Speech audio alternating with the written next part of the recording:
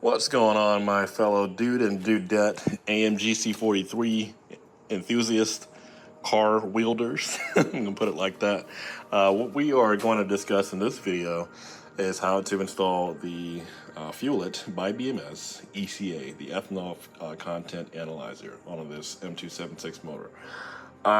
With the fact of this car being dual forced induced, one turbo, two turbos, that thing is going to allow you to be confident in the amount of ethanol you have in your fuel tank, so you can go ahead and run an apt tune to get what it is you want to get out of your vehicle. So stay tuned, as it's already installed. This is not going to be a follow step-by-step, but more so a guide as to how to go ahead and get that thing installed, because it's easier than it seems. It's more of a daunting thought than it is a task. So follow along and I'll get this thing installed with you, and well, let's get it going. Alright, so what I've got laid out here are the tools that you're going to go ahead and need. A 18mm wrench, a 5/8 or roughly a 16mm wrench, a hex bit. I'm going to go ahead and figure out what number this is. Also a flathead bit, and finally a ratchet with a, what is this on here, a 12mm socket. So all those things are going to help you tremendously. You actually can't really do this installation without it, so let's go ahead and proceed.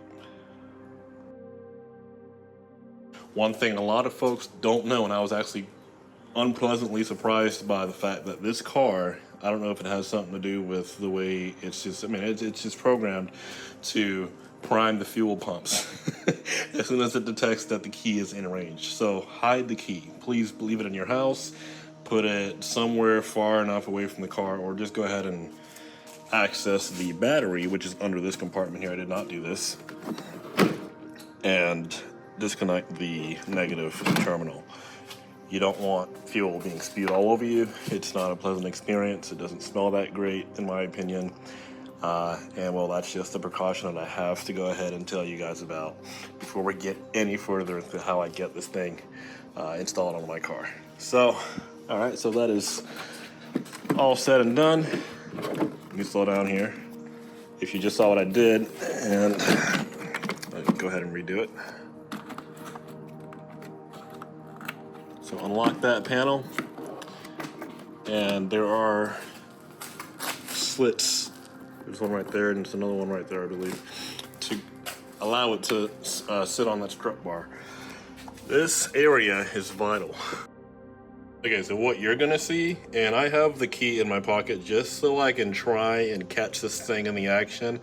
Now that all the lines are where they're supposed to be, I'm not gonna get sprayed with fuel this time. You're gonna hear the car click a couple of times. If you hear your car click, stop, hide the key, or go back and disconnect the negative terminal on that battery, because what it's doing is it's priming that fuel pump, the low pressure fuel pump, to go ahead and send fuel up this way, and it's gonna come out at you really, really fast. So yes, this is what you're gonna see on the stock configuration for your fuel being sent from the LPFP on this M276. So to remove that, take the 18mm, put it on there, do something like that, and it's going to come off on both ends. Then go ahead and extract the sensor itself from the package that you're going to get from BMS. Set that aside, put these lines on, and that's really all there is. So when you're putting them on, set aside, you're gonna need that 5/8 inch, or again, close to 16mm socket. This one works fine for me.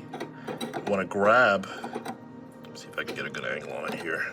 Yeah, this one's good. Wanna grab that, can you see it? The part that secures the fitment onto this, I don't know what it's called, on the sensor, but essentially this whole thing slides on there, but it has to be secured. So that little piece, and I have a small one, I'll actually just include that in some B-roll there, that twists so the whole thing is nice and secure. With me, this may or may not be the case for you. I've been in development with BMS to get this thing situated for the C43s out there. This side was a little bit hard for me to get on, and I'm okay with that because of the fact that it is pretty much a very, very snug connection. Whereas this side, you know, some slight resistance, but not a whole lot. I actually thought for a couple of seconds I wasn't going to be able to get this one on, but after taking it off, looking at it, and taking my time to make sure that it would go on there properly, just with some added force, it went on, and it's been fine ever since. I've had this on my car for about a week now. Wanted to make sure that everything was fine and dandy before I even picked up the camera to go ahead and tell you guys how to get this thing installed. So that is the portion of getting the ECA, the Ethanol Content Analyzer from BMS, Fuel-IT, same company, they're owned by BMS, installed on your car.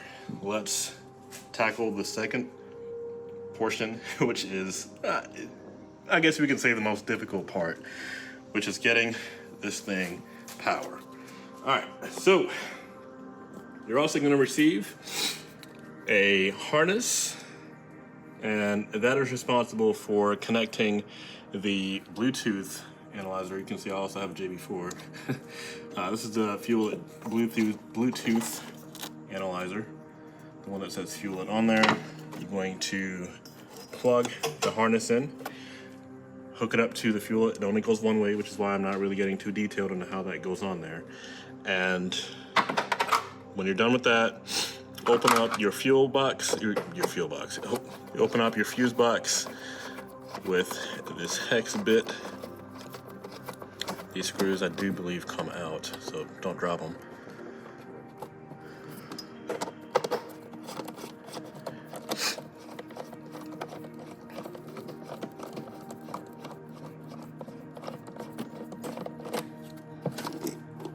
All right, set that aside, remove this, and what you're gonna see is nothing like what you're seeing here, of course, because you haven't installed it yet. But the fuse that I tapped in is gonna be on this side of the fuse box, right there. It's going to be a 10 amp. So remove the 10 amp and use the supplied fuse tap that BMS sent you, Fuel-IT sent you. Put it right back in there and then close the box. After that, go ahead and use your socket with that, what was it, a 12 millimeter, use your ratchet with the 12 millimeter socket. Go ahead and just back this out a little bit.